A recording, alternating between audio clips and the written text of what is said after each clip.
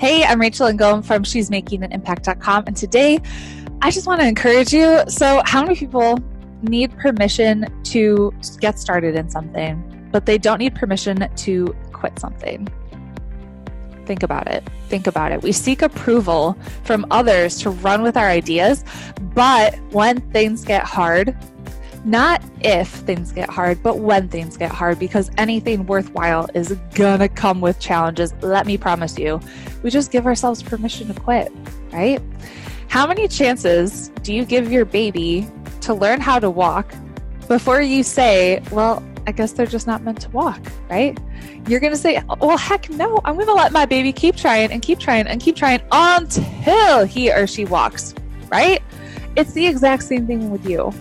You have to commit to being relentless and keep trying until you reach that level of success or reach your goal or whatever it is that you're working towards, okay? So go for your goals, keep going, don't give up.